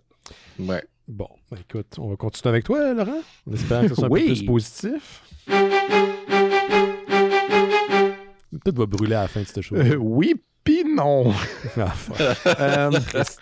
Vous savez, là, ce beau trend qu'on a dans la vie de les Simpsons qui prédisent l'avenir, c'est cool quand même, hein? Oui. Ben, ils ont trouvé une morue à 3 yeux proche du Groenland cette semaine. Ah non! Fait que l'Internet s'est enflammé en criant Blinky, évidemment, tel que vu dans cet épisode de genre la saison 2 ou 3. C'est un très vieil épisode. Très vieil épisode. Des Simpsons, où ce que Bart pêche un poisson à 3 yeux qui a été muté par les déjections de la centrale nucléaire de M. Burns. Eh bien, on est rendu, c'est cool, hein? Ah ouais, c'est super cool. Moi, j'aime ça que plus tard, tu sais, les gens, à la place de parler de Nostradamus, ils vont parler des Simpsons. Ouais. Oui. Mais tu sais, je peux rebondir sur quelque chose parce que là, il a l'air d'avoir... J'ai vu une autre nouvelle que ça a l'air d'être comme quelque chose de très ancien qui prédit les Simpsons. C'est-à-dire qu'ils ont déterré, je sais pas, c'est des vieilles reliques égyptiennes qui dateraient de comme quelque chose comme 1100 ans avant Jésus-Christ, mettons, qui c'était, je pense que c'est un tombeau, puis c'était comme le tombeau d'une princesse de la déesse Nut, N-O-U-T, qui est la déesse du ciel égyptienne. Puis sur le sarcophage, qu'est-ce qu'on peut voir? C'est comme un personnage qui est dessiné, qui est coloré, qui porte une tunique, une grande tunique verte, qui a la peau jaune et qui a une très grande couronne quand même rectangulaire bleue. C'est assez étonnant comment c'est C'est assez étonnant comment c'est vraiment très, très des teintes de Marge Simpson. Puis il y a même... c'est presque la même palette de couleurs en plus. Hein? C'est vraiment la même palette de couleurs. C'est un peu, évidemment, c'est comme des très vieux artefacts, fait que c'est un peu pâli, mettons, là, contrairement à la palette vive du show des Simpsons. Mais même, on voit les 2 pieds de la personne dessus, puis à un de ces pieds-là, il y a seulement 4 orteils. Comme les Simpsons. Comme vous savez, les Simpsons ont seulement 4 doigts, fait que là, on se demande, peut-être que, tu sais, comme ils se sont trompés, puis ils ont mis genre un doigt trop à l'autre pied, mais en fait, c'était 4, puis c'était vraiment comme une représentation de Marge Simpson. Fait que it goes round and round, comme on dit. Bon, hein? Je pensais que c'était de l'AI, mais non, c'est une vraie nouvelle. Là. C'est une vraie nouvelle. Ouais. Je fais pas des nouvelles d'AI. Ben, tu le sais pas encore. Tu le sais pas si tu le fais encore. Oui, c'est vrai. Ça s'en vient, ça aussi. Là. Bon, écoute, on va parler de destruction massive ici, parce que j'ai des nouvelles qui va te faire plaisir, Laurent, mais une destruction comme on l'aime. C'est pas la destruction de notre société ou l'effondrement de toute morale. La bonne vieille destruction de monstres. Exactement, et celle qui faisait pas de mort. Je sais pas si ça faisait du bien, parce que je soupçonne c'est ce que tu voulais dire. Dis donc à ta blonde qu'elle arrête de downloader des films, parce que pour ce moment, t'arrêtes pas de freezer. Ah ouais, pour vrai. En plus, je me suis mis en pas Wi-Fi. Tu t'es pas mis en pas Wi-Fi. Moi, écoute, c'est pas grave, là. Bon, écoute, Laurent, c'est pour toi, celle-là. Parce que Marvel a annoncé qu'ils vont publier en septembre prochain une série de couvertures alternatives. On est-tu ça, les couvertures alternatives, hein? Hey, ça, c'est le fun. Ben oui, t'en achètes plein juste pour la couverture.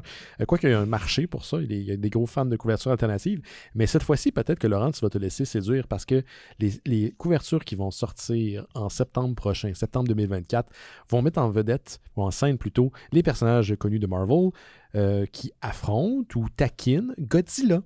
Parce que c'est ça. Donc, il va y avoir c'est le fruit d'une collaboration entre Toho International, qui est la filiale américaine du studio qui possède Godzilla, et bien sûr la boîte idée Marvel. Et tout ça est pour coïncider avec la réédition. Puis ça va t'intéresser, quoi que l'annonce est sortie depuis un bout, là, la réédition des 24 numéros de Godzilla qui se passent dans l'univers de Marvel. Donc, bon, je pense que tu as déjà vu mon édition qui était le Essential Godzilla de Marvel. Oui, il m'a fait saliver pendant plusieurs années. Exactement, tu as essayé de me le piquer souvent, qui est out of print depuis très très très longtemps, puis il n'y avait pas moyen de mettre la main sur les 24 numéros qui étaient écrits par Doug Moenench, et dessinés par Herb Trimpe. Donc là, il va y avoir une nouvelle édition couleur pour la toute première fois, ça s'appelle Godzilla The Original Marvel Years Omnibus, donc c'est un gros volume de 440 pages qui sera disponible le 1er octobre prochain. Combien tu penses que ça va coûter cette affaire-là? Les omnibus, d'habitude, c'est 125 US. C'est ça. C'est 125 Canada, en fait, canadiens. Fait que c'est pas si pire. Pas si pire. Une aubaine. Une aubaine, certains diraient. Donc, ça s'en vient. Je suis quand même assez intrigué. Oui, vous l'apprenez peut-être, Godzilla a fait partie du MCU pendant quelques années. Donc, je pense que Shield était à ses trousses, puis il y avait des personnages de Marvel qui l'affrontaient. Donc, c'était un méchant Godzilla, ben pas content dans l'univers de Marvel. Puis, ils ont décidé finalement de rééditer tout ça après toutes ces années. Ça fait longtemps que c'est quand même sorti, ce volume-là. Puis, comme je l'ai mentionné, papier, couleur, et sûrement une qualité de papier qui est meilleure parce que l'édition Essential était imprimée sur du papier style papier journal. Là. C'était pas génial. Là. Ouais, toutes les Essentials. Mais c'était le but de la collection, c'était d'avoir beaucoup de pages pour pas cher. Pour pas grand-chose, exactement. On va poursuivre avec toi, Gauthier, si tu reste quelque chose. J'ai rien. T'as rien d'autre? J'ai plus de nouvelles. Bon. J'ai plus de nouvelles. C'est vrai? Oui, c'est vrai. OK, bon, on va y aller avec Laurent d'abord. On va attendre où, Laurent? Il est là. Je peux vous parler d'une bande dessinée. Aimez-vous ça, la bande dessinée? Il paraît qu'on en parle des fois à l'émission. Ouais, j'ai lu un truc qui est sorti chez Dargo qui s'appelle Le Dieu Fauve. C'est écrit par Fabien Vellman, qui est un scénariste que j'aime beaucoup, qui fait entre autres récemment le dernier Atlas. Il a fait la série Seul. En tout cas, qui est pas mal tout ce qu'il fait est bon. Et c'est dessiné par un gars qui s'appelle Roger, tout simplement, qui est un Espagnol. Il dessinait Jazz Maynard dans le temps, si jamais vous vous rappelez de ça, qui était comme une ambiance bon, genre... détective, noir. Ouais, Yakuza Jazz, mettons. Ouais. Je sais pas comment... karaté. Yakuza Jazz. Ouais, Yakuza Jazz Karaté. Je sais que ça a l'air weird, mais si jamais tu le lis, tu vas dire, ouais, c'est exactement ça. Fait que Le Dieu Fauve, c'est un gros volume. En fait, on suit un genre de singe préhistorique. Dans sa tribu, ça fait très, très le début de 2001, là. Ouais. Mettons, puis qui stalk un gros crocodile blessé dans le but d'essayer de le manger? Le tuer, puis de le manger. Puis là, en fait, on se rend compte rapidement que, on suit plus le singe, on suit quelqu'un qui a capturé le singe, puis on change de narration. C'est un album assez complexe, là. La narration change comme plusieurs fois dans l'album, mais c'est un genre de récit où tout s'imbrique de...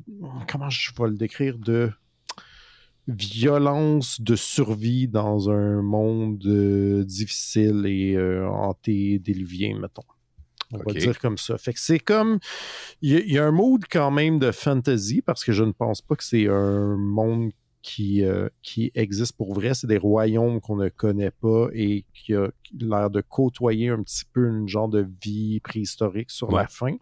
Mais c'est vraiment comme un récit de plusieurs gens dans cet univers-là qui essayent de s'en tirer face à l'impitoyabilité des éléments naturels, des animaux sauvages, de l'humain, de l'esclavagisme et de, toutes ces affaires très joyeuses-là. Fait que j'ai quand même vraiment beaucoup aimé ça. C'est vraiment comme un album qui est dense et complexe, mais qui, au final, raconte comme vraiment une histoire très prenante, mais super dure. Là. C'est vraiment, si vous n'aimez pas les trucs qui sont violents, allez pas dans ce livre-là. Mais sinon, autrement, je le recommande. Aussi, googlez-le parce que le dessin est vraiment très beau. C'est super élégant. Puis il est vraiment comme sa composition là, de l'action. Puis sa composition des planches est vraiment très, très cool. Ça se peut-tu que c'était comme un des gros titres d'Angoulême de cette année? Ça se peut, oui, parce que il est sorti, ça fait comme un mois ou deux ici. Fait que ça se peut qu'il s'en venait très proche là, quand tu es allé à Angoulême. Fait que ça se peut que. Ou même qu'il venait de sortir, peut-être. Ouais, je pense que c'est ça. Mais oui, c'était une grosse. Tu vois, Roger, c'était un dessinateur qui a quand même un following, mais ça faisait plusieurs années qu'on ne l'avait pas vu. Velman, il y a quand même la cote aussi, là. Fait que c'est bien, bien possible. Rappelle donc le titre, s'il te plaît, pour les gens à la maison. Ça s'appelle Le Dieu Fauve. C'est chez Dargaud. Je le recommande. Puis sinon, très rapidement, il sort ce que je pense est le 4e album de la série des Wendy de Walter Scott. Wendy, c'est notre gloire locale. C'est une série qui est maintenant chez Drawn & Quarterly, qui avait starté chez Koyama Press à Toronto, mais qui est faite ici à Montréal par Walter Scott, qui met en scène une jeune étudiante en art, en tout cas dans le premier. On comprend qu'elle étudie à Concordia puis que sa vie, c'est le bordel parce que c'est une étudiante en art, avec tout ce que ça prend de prétention et de clichés, de déraper dans des bars. Mais honnêtement, moi, c'est une série que j'adore. C'est tellement bien écrit. C'est vraiment comme, limite, des fois, c'est comme lire des textos, genre, mais ça fit full avec la vibe des personnages. Ça s'intéresse vraiment sur, genre, à c'est quoi l'art, puis c'est quoi la prétention des artistes souvent, puis qu'est-ce que, tu sais, genre tous les poseurs qui sont dans les milieux artistiques, mais comment tu tires ton épingle du jeu, puis tout, c'est vraiment fascinant. Puis là, il y a le 4e volume qui sort, qui s'appelle The Wendy Award. Il est je pense qu'il sort cette semaine, et il y a un lancement chez Drawn & Quarterly le 11 juillet à 19h, avec une discussion avec l'auteur Walter Scott, qui est aussi un des rares auteurs de bande dessinée autochtones qu'on a ici à Montréal. Donc, si jamais vous êtes dans le coin, vous aurez checké ça. Sinon, checkez Wendy parce que c'est drôle en tabarnak. Comment tu l'écris? W-E-N-D-I ou des Y? Y. Ouais. Y, ouais. Génial. Merci, Laurent. Moi, j'ai un dernier petit truc parce qu'on en a parlé dans les derniers mois, tous les retournements, les prises de décision de Warner Brothers Discovery qui basent beaucoup ces cartes, là, qui sont un petit peu dans plein de directions. J'imagine qu'ils ont un plan, quoique c'est drôle parce que ça n'arrête pas de changer aux 2 mois. Puis là, ils viennent de prendre une décision qui, ma foi, me laisse un petit peu... je suis pas trop sûr. En toi. Ouais, c'est ça. Je sais Je sais pas trop ce qu'ils veulent faire. Là, j'imagine que c'est une genre de stratégie de rebranding. Tout ça pour dire que HBO, qui est le poste qu'on connaît, le fameux poste là, qui crée des mini-séries et du contenu de qualité que tout le monde connaît à travers le monde. Ils ont fait de Game of Thrones, entre autres choses. Son équivalent, qui était son Netflix, à lui, ça s'appelait jadis HBO Max, qui a été rebaptisé Max. Et l'objectif, c'était de créer, un peu à la manière de Netflix, du contenu original pour Max, qui allait être aussi disponible sur HBO. Donc, ce qu'on appelait des Max Original. Puis là, ils ont décidé de tout simplement tirer la plug sur cette affaire-là et de revenir au concept initial qui était de produire du contenu pour HBO. Donc, ça va s'appeler des HBO Originals. Puis ça va toucher plein de séries qui s'en viennent, dont le prequel de It qui s'appelle Welcome to Derry, la série d'Harry Potter qui va sortir en 2026, puis la série des Green Lantern, dis-je, qui est en préparation. Donc, au-delà du fait que ça va s'appeler HBO Original versus Max Originals, j'ai pas vu d'autres différences. Je pense qu'ils veulent juste refocuser sur la brand télévisuelle. Et de ce que j'ai compris, quoique je pourrais me tromper parce que c'était écrit d'une manière qui était plutôt... c'était pas très clair, puis j'essaie de trouver l'information ailleurs. Ça sera aussi disponible sur Max anyway. Max qui n'est pas disponible au Canada, là, mais si vous êtes un auditeur américain, par exemple, un francophile, vous allez pouvoir l'écouter Day One quand même sur Max, mais ça sera produit pour la chaîne télé versus directement pour le streaming. T'sais. De toute façon, Max a perdu plein de projets qui étaient déjà prévus. Là. La série animée de Batman créée par Team Cells, qui avait travaillé sur celle des années 90, va sortir sur HBO début août. Initialement, c'était supposé être sur Max. Il y a plein d'autres projets qui ont été déplacés. Donc, c'est pour vous dire à quel point la machine est encore en branle du côté de Warner Brothers Discovery. Puis, ils brassent des affaires, puis ils prennent des décisions. C'est tout ce que je peux dire. Ils prennent des décisions. Ça, c'est une belle intervention. Ils prennent des décisions. Voilà, en comité. Des réunions. Des réunions, des comités. Puis, Ce qui est important des comités, c'est pas d'écouter puis essayer de comprendre puis juste interagir. C'est de donner son opinion. C'est de donner son opinion pour être sûr et montrer à tout le monde que vous avez compris que vous êtes important. Exact. Hein? C'est ça qui est important.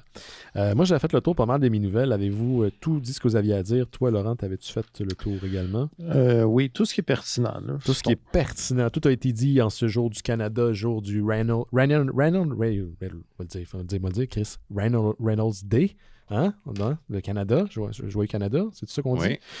Donc, on va passer ce soir dans la partie d'émission. Juste avant, je vous dis qu'on a un Patreon. Si vous voulez nous encourager financièrement, si vous voulez nous appuyer plutôt financièrement, allez sur mystérieuxétonnant.com. En haut à gauche, il y a un bouton faire un don. Vous cliquez là-dessus, ça nous amène vers Patreon. Et en l'échange d'un café par mois, vous faites en sorte qu'on existe. De ce temps-ci, là, ça a été vraiment difficile d'enregistrer des bifurcations parce que Rémi a déménagé d'un nouvel appartement. Je pense son 3e en 3 ans. Comme peut l'en témoigner mes pouces et mes ampoules que j'ai dessus, ça a été une longue session de peinture. Donc là, je pense que Rémi me doit quelques enregistrements de bifurcation que nous allons reprendre sur le cycle dédié à Tim Curry, l'acteur légendaire Tim Curry. On ne fera pas toute sa filmographie, bien sûr, mais on va s'attaquer à certains des rôles les plus iconiques qu'il y a eu au cours de sa carrière. Tu voulais dire? As-tu peint à l'intérieur des garde-robes, Benoît? Je n'ai pas peint à l'intérieur du garde-robe. Ça aurait été rajouter une tâche supplémentaire qui était déjà trop... elle n'était pas à portée de main. Okay? Juste faire l'intérieur a été compliqué. On était 6, puis c'était comme si on était 15. Imagine du monde qui s'enfarge un dans l'autre. Ça ressemblait un peu à ça, cette session de peinture. Nous autres, on était plus efficaces. On a eu le temps de faire nos garde-robes quand j'ai déménagé d'ici jadis, quand ma vie était très différente. Donc, si vous voulez nous encourager financièrement, on vous donne également avec votre contribution accès à notre Discord. Les Mystérieux Étonnants, c'est comme un serveur privé où les gens partagent les articles. C'est une super belle communauté. On écoute des films durant l'automne et l'hiver. L'été, on continue nos soirées du dimanche de lutte. Il y avait un pay-per-view hier. Je me suis endormi, fait que je peux bien vous dire c'est quoi qui est arrivé à la fin. Je m'en souviens pas parce que je dormais. Je me suis réveillé comme un vieux monsieur, puis tout le monde était parti. Fait qu'ils ont sûrement essayé de me réveiller, mais c'est pas arrivé. J'étais encore connecté quand je me suis réveillé sur ma chaise. Je pense à mon père dans ce temps-là. Votre contribution fait aussi en sorte qu'on produit Terre humaine chez Isidore. Je sais qu'ils ont enregistré plein d'épisodes le week-end dernier. Étienne, Gabriel et Simon Chénier. Les épisodes à l'avance sont sur le Discord, sur le Patreon. Puis Terre Kaiju, puis Noël chez Isidore. J'imagine qu'il y a des épisodes qui s'en viennent. D'ailleurs, si vous donnez au Patreon des Mystérieux Étonnants, écrivez-moi directement à partir de la plateforme pour que je vous donne accès au Discord. Ça se fait pas automatiquement. C'est ce qu'il faut. Faut que ça soit... fait un peu manuellement. On est disponible partout, Apple Podcasts. On est maintenant sur YouTube Music. J'ai rajouté les épisodes sur YouTube Music. On n'est plus sur Google Podcasts. Ça n'existe plus depuis hier, en fait, ou avant-hier, le 29. On est sur Spotify, Amazon Music et plus des 300 dernières archives, les Mystérieux Étonnants sont disponibles sur notre site Internet. On est sur Facebook, Instagram, Twitter, qui est rendu un dumpster fire, quoi qu'il a toujours été, et sur mystérieuxétonnant.com. On revient dans quelques instants avec le sujet de la semaine, Duke, volume 1, Knowing is Half the Battle. Vous écoutez les Mystérieux Étonnants. On va maintenant parler du sujet de la semaine. Et cette semaine, il s'agit de Duke Volume 1 Knowing is Half the Battle de Joshua Williamson et Tom Riley. C'est le titre de Duke, une mini-série publiée chez Skybound Entertainment qui fait partie du Energon Universe, whatever, qui regroupe maintenant les Transformers, les G.I. Joe et la série Void Rivals. Donc Robert Kirkman qui crée son propre petit univers avec des jouets de Hasbro. Hein? Mis à part Void Rival, tout est parti à Hasbro. Donc, il y a eu une série de mini-séries dans l'univers de G.I. Joe qui ont été publiées. Tantôt, en début d'émission, on vous l'a dit, il y a une ongoing qui s'en vient, donc une série en continu. Puis tout ça fait partie aussi de l'univers des Transformers dont on a parlé il y a 2 semaines de ça à peu près, genre. Ouais, 2-3 semaines. 2-3 semaines avec Simon. Donc, on est dans une espèce d'origin story de ce qui va devenir... l'équipe des G.I. Joe. On commence avec Duke, qu'on a pu apercevoir dans Transformers Volume 1, qui se fait attaquer par Starscream, et son coéquipier qui lui faisait un petit lift dans la barre de son jet se fait écrapou par Starscream, ce qui amène ce héros de l'Amérique dans une espèce de spirale d'obsession parce qu'on essaie de lui cacher la vérité. Duke comprend que l'armée sait ce qui s'est passé, mais qui sont en déni, parce que probablement que le public n'est pas prêt d'apprendre que des gros robots géants qui peuvent prendre l'apparence de n'importe quel véhicule qui sont parmi eux. Donc, c'est lui qui tente d'enquêter sur les origines réelles de ce robot-là, qui est pourchassé par l'armée américaine parce qu'il est devenu rogue, et son chemin, en fait, va croiser celui de Destro, qui est en train de construire une unité paramilitaire qui sera, on le comprend plus tard, l'organisation de Cobra. Donc, on commence aussi à avoir ce qui sera sûrement les balbutiements de tout ce qui va lier l'univers Energon, donc qui est la source d'énergie. Qu'est-ce qui est la source d'énergie qui alimente les véhicules créés par Cobra? Qu'est-ce que d'ailleurs les Transformers recherchent? C'est l'énergie. Donc, j'imagine que ce sera un des éléments qui va finir par regrouper tous ces titres. On va rapidement passer à travers, savoir si vous avez aimé ça, puis on va aller plus en détail dans quelques instants. On va commencer avec toi, Gauthier. J'ai beaucoup aimé ça. Ouais. En général, j'ai trouvé ça peut-être un petit peu moins original que Transformers, qu'on avait beaucoup, beaucoup aimé, mais j'ai vraiment aimé quand même mon expérience. Là. Surtout pour une franchise que je ne connais pas énormément, mais qui m'intéressait pas tant que ça. J'ai eu du plaisir. Là. Excellent. Toi, Laurent, tu étais où par rapport à ça? Eh bien, je me suis plutôt ennuyé, je dois le dire. Ah ouais. J'ai l'impression d'avoir vu tout qu'un festival de fanservice d'un truc dont non seulement je ne suis pas fan, mais dont je ne connais rien du tout. Donc, ça m'a passé comme... C'est un peu comme si j'allais à un show de Justin Bieber, genre. Les gens trippent alentour de moi. Je comprends pourquoi vaguement, mais ça me sent pas concerné. Mm-hmm. OK. Moi, j'ai full aimé ça. J'ai vraiment trippé. J'écoutais G.I. Joe, bien sûr, quand j'étais petit, donc peut-être que ça a aidé à poser les bases pour ce que je puisse apprécier cette nouvelle lecture, cette relecture de l'univers, mais j'ai trouvé que la lecture était tête, puis pour quelque chose qui, justement, est basé sur une série de jouets et de cartoons qui existe depuis presque 40 ans, j'ai trouvé que, ma foi, on allait dans une direction quand même assez intéressante, puis j'ai juste envie de lire ce qui s'en vient.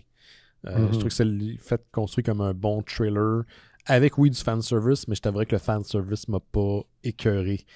J'ai trouvé qu'il était moins engoncé que d'autres trucs que j'ai déjà pu lire au cours des dernières années. Ce que je veux dire, là, c'est que moi, tu sais, j'ai juste quelques années de moins que toi, mais c'était assez pour que j'ai aucun knowledge de Transformer et ou de G.I. Joe, tu sais. Je sais c'est quoi, je sais, mais tu sais, j'avais pas de bonhomme, j'ai pas vu les cartoons, j'ai pas rien vu de tout ça. Fait que, tu sais, je lis ça, puis je suis comme, ah oui, je vois que ceci est un reveal, tu sais. Il y en a plein, il y en a à toutes les 3 paires. Wow, un reveal de je sais pas qui. Ah, elle s'appelle Baroness. D'accord. Je ne sais pas c'est qui, tu sais. Fait qu'il y en a vraiment beaucoup comme ça, puis je suis comme, ben, OK, tu sais, je le vois que ceci doit faire plaisir à quelqu'un, mais je ne suis pas ce quelqu'un-là parce que je sais pas qui sont ces gens, tu sais. T'allais dire, Gauthier? C'est drôle parce que je suis exactement dans la même situation que Laurent, c'est-à-dire que je connais pas vraiment la franchise, j'ai pas tant écouté ça quand j'étais jeune, puis même à ça, j'étais comme... Ah, ce personnage-là a l'air cool. il est vraiment comme... Il est badass. Tu sais, j'étais comme... Sûrement là, que c'est comme du monde full connu, mais... tu sais, même Destro... je trouvais ça juste fucking drôle que ça soit comme Elon Musk, là. Ouais, c'est vraiment ça. C'est un ça m'a vraiment... Tu sais, ça m'a fait rire, là. Puis juste ça, c'était comme suffisant, là, pour moi. Moi, tu sais, j'ai écouté G.I. Joe et Transformers quand j'étais jeune, mais je dois dire que le 3/4 des personnages qui ont été présentés dans les numéros, là, je pense que c'est un volume de 5 numéros au total, j'étais pas super familier. Stalker, puis l'autre bonhomme avec la barbe qui a une grosse mitraillette, je les ai sûrement vus quand j'étais jeune dans un cartoon, mais en tant que personnage, je les connais pas. Puis j'ai pas lu du Transformers vraiment au fil des années dans leurs autres itérations parce que la franchise a eu d'autres moments où elle est née à nouveau sous le format de la bande dessinée. Puis mis à part Duke, puis peut-être Destro, parce que Shiseki passait un des méchants principaux de la série. Moi, G.I. Joe, le cartoon original, ça fait longtemps que je l'ai lu. Là. Genre, mes parents étaient ensemble et faisaient semblant de s'aimer. Donc, c'est sûr que c'est très loin dans ma mémoire. Mais malgré tout, je pense que c'est l'exercice de relecture que j'ai plus apprécié que d'autres choses. Je trouve ça le fun qu'ils aient pris quand même leur temps aussi là, pour placer toutes les pièces du puzzle, parce que tu sais, ça aurait été comme... Il aurait pu vraiment plus garrocher ça. Là, c'est quand même une bande dessinée qui... le premier volume, là, du moins, là, où ça parle quand même beaucoup. Les gens ont comme des discussions là, sur les enjeux, puis sur leur motivation. Puis tu sais, Duke, c'est pas juste un one-man army qui te fesse dans le tas. Là. J'ai bien aimé la décision qu'ils ont prise de faire un peu comme plus un Bourne. que comme un Rambo, là. Je l'ai vu je l'ai vu un peu comme un McClane, moi. Quelqu'un qui en mange une calice. Ah, ouais. Comme un John McClane. C'est comme un John McClane mélangé avec Mulder. Oui, parce qu'il y a le côté conspiration. Il veut trouver pourquoi ce robot-là a tué son ami. Puis j'aime bien la spirale, l'espèce de descente aux enfers que ce personnage-là vit. Puis je sais pas pour toi, Laurent, si l'histoire t'a peut-être moins intéressé, mais j'ai trouvé que le dessin était franchement très efficace. Pour la BD, c'était vrai. Tu sais, pour la BD qu'on pourrait appeler de commande, puis c'est ce qui m'avait étonné aussi pour Transformers, on est quand même dans une approche qui est d'auteur, si je peux dire. Je sais qu'il y a des gens qui vont grincer, mais tu comprends qu'on s'est quand même approprié la franchise. Tu sais, c'est fait pour un adulte, c'est pas fait pour un kid, là, cette série-là. Ouais, ben j'ai trouvé ça correct. Le dessin m'a pas achalé, là. J'ai pas trouvé extraordinaire, mais j'ai trouvé qu'il était très honnête, mettons. Ça, c'est vrai. Mais c'est ça, avec le reste, on dirait que je peux pas vraiment juger. T'sais. Je sais pas. Aussi, moi, contrairement à vous, j'ai pas lu encore le Transformers. J'étais pas là non plus quand vous en avez parlé, celui de... Puis je vais sûrement le lire juste parce que Daniel Warren Johnson, là, ça, c'est assez déjà en partant, un incentive pour m'amener là. Fait que, tu sais, peut-être que je vois pas encore non plus le mur qui est en train de se bâtir. Ben oui, j'ai pas pensé au fait que tu n'avais pas lu Transformers. Non, c'est ça. Fait que là, moi, je suis juste là garoché, puis je comprends, tu sais, je trouve que c'est une bonne prémisse. Là. Il y a un soldat qui se fait tuer son ami par un robot géant Transformer. C'est weird. Tu sais, mais après, effectivement, je trouve que ça allait quand même dans des zones plutôt classiques de... Je vous dis qu'est-ce que j'ai vu, je sais ce que j'ai vu. Ouais. Comme, non, on ne croit pas, t'es dehors, prends des vacances. Prends des vacances. Mais moi, j'ai réécouté Flicks Beverly Hills en fin de semaine, puis genre, je vais prendre, tu sais, comme le chef de police qui est en tabarnak, puis t'as l'impression qu'il boit du Pepto-Bismol à la bouteille parce qu'il est trop fâché contre le gars qui amène plein. J'ai le merde dans le cul, tu sais, ce genre d'affaires-là. J'aime ça, moi, ces tropes-là. J'aime ça, ces stéréotypes-là. Fait que peut-être que je suis le public cible pour un truc comme Duke. Ouais. En même temps, tu sais, je pense que c'est Johansson, Joshua Williamson qui a écrit aussi la petite histoire qui complétait la série. Puis tu vois, le dessin n'était pas du même auteur, c'était pas Tom Riley qui signait. Puis ça m'a complètement dérangé. J'ai trouvé ça dégueulasse. Fait que je pense que la balance scénariste, dessin et aussi coloriste, qui est un coloriste qui fait beaucoup de genre de tons terreux, puis on est beaucoup dans l'orange, puis dans le brun, là. J'ai besoin de lui pour que j'apprécie. Parce que le dernier truc, j'ai vraiment pas aimé ça pantoute. Là.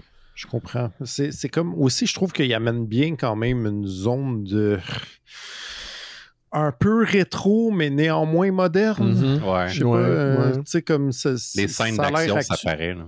Ouais, c'est ça. Il y a quand même une vibe de comme tu lis de quoi de genre classique, mais c'est pas du vieux stock. C'est pas du vieux G.I. Joe. Là, ouais, c'est ça.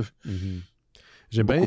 Il y a beaucoup plus de mouvements. Tu sais, les scènes d'action, c'est là que tu vois qu'il y a une influence du comic book un peu plus indie aussi qui est utilisée, je trouve, à bon escient. Là. Ouais, puis les scènes d'action, tu les comprends. Parce que Dieu sait qu'on en a lu du comic book de super-héros où est-ce qu'à un moment donné, tu sais pas qu'est-ce qui est quoi. Tu sais, je sens, là, ça va l'air bizarre comme la façon que je vais le formuler, mais tu sens que les scènes d'action sont scénarisées. Il y a un flow aux scènes d'action. Moi, j'ai bien aimé. Ils l'ont fait à quelques reprises, puis ça m'a surpris. On voit un espace gigantesque de loin, puis on voit, mettons, les niveaux. Avec, comme si on avait pris une tranche de ce niveau-là, on l'avait coupé en deux. Ça m'a fait penser un petit peu à l'approche que l'auteur avait dans Hawkeye. C'est pas exactement la même chose, mais où on va voir comme des schémas de l'espace pour se situer un peu plus. Puis ça reste quand même une origin story, mais je trouve quand même bien fait. T'sais, on comprend que à un moment donné, Duke se fait emprisonner parce qu'il pense qu'il est allé tuer du monde, qu'il était des conspires.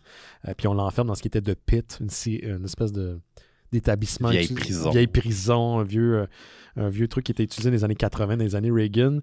Puis finalement, tu comprends que c'est ça qui va être éventuellement la base du G.I. Joe. Puis il y a même un personnage qui l'adresse. Ouais, mais là, ils savent exactement où ce qui devait devenir Cobra si où on est. Ben, qu'ils viennent! Parce que c'était ça dans le cartoon, Chris. Il attaquait la base de l'autre, puis il savait exactement où il était situé, contrairement à eux. Cobra arrêtait pas de changer. Fait que j'aime ça. Je sais que c'est dirigé vers moi, puis ils m'ont quand même bien, là. Ouais, c'est correct, ça. Ouais, c'est ça. Fait que non, je suis juste... J'espère que la qualité, autant que j'ai de l'enthousiasme pour Duke que j'ai eu de l'enthousiasme pour G.I. Joe, j'espère que la qualité est au rendez-vous sera au rendez-vous dans les prochains mois. On m'a dit que Cobra Commander était très bien aussi. C'est une des raisons pourquoi on va en parler probablement la semaine prochaine. Là, voilà. Mais j'espère qu'après cette run initiale des premiers titres, on va être capable de maintenir le cap puis on va faire de quoi d'intéressant. Ce qui est le fun aussi, c'est que j'ai l'impression que rien n'est sacré. Tout peut être un peu changé. Il y a des personnages qui peuvent mourir, il y a des personnages qui peuvent disparaître, des personnages qui peuvent changer d'allégeance. Baroness, qui est une vilaine d'un cartoon, est d'une héroïne à la fin de cette série-là. Ouais. Je pense pas que ça va nécessairement rester longtemps, mais tu sais, on joue un peu avec le canon. Là, fait que... Mais c'est le fun d'avoir un petit personnage aussi là, qui peut trahir à la Rasputin. À la Rasputin ou à la Dinobot dans Beasties. Ça trahit mon âge. ça fait partie de la minute canadienne. Beasties était de Mainframe qui appartenait à une société canadienne. Ben oui. C'est devenu Rainmaker, c'est redevenu Mainframe après. Mais en tout cas, je m'éloigne. Je m'éloigne. Est-ce que vous avez quelque chose d'autre à rajouter? Est-ce qu'on a fait le tour? Est-ce qu'il y a quelque chose que vous voudrez que les gens sachent à la maison? Moi, je pense que c'est pas nécessaire d'être un gros fan là, de G.I. Joe. Là, si vous aimez la bande dessinée d'action en général, bande dessinée de super-héros, si vous avez trippé sur Transformers de Ron Johnson, allez-y. Yep. Je pense c'est que le fun. Vous n'allez pas vous tromper. Exactement. Puis quoi qu'il arrive avec l'univers dans les prochains mois, si au moins cette run initiale-là, vous l'avez apprécié, je pense que vous y avez mis... du temps à bon escient. Ouais, c'est des 6 issues aussi. Là, c'est des 5-6 issues, dépendamment. Ouais. Quand même assez volumineux. Assez volumineux, puis ça se lit quand même très bien. Je dirais pas très vite, mais tu sais, des fois, tu pourrais... c'est une bonne lecture, là. J'ai pas trouvé ça trop long, j'ai pas trouvé ça trop court. Ça file pas comme une commande. En tout cas, personnellement, j'ai pas senti comme ça. Ouais. Je le recommande. Moi, je le recommande. Toi, Laurent, une petite réserve? Si c'est de quoi que vous avez de l'intérêt vers, je pense pas que c'est mauvais. Mais je pense pas que c'était pour moi. Ok, c'est bien dit, c'est correct, c'est parfait. Va lire Transformers, pour vrai. Par contre, fais-toi plaisir. J'ai quand même hâte. Fais-toi plaisir. Hey, tu penses-tu que... Attends, une question pour toi, là. Éventuellement, ces trailers vont être traduits en français. Le Transformer, il s'en vient déjà, je pense. C'est qui les édite? C'est Urban? C'est Urban, ouais. Oh, ça va faire des belles éditions, ça, là. Ça va faire des belles éditions. Ça va être beau dans une bibliothèque, ça, là. Ça de même. Ok, faites attention à vous autres. On se voit la semaine prochaine. Bye-bye. Bye.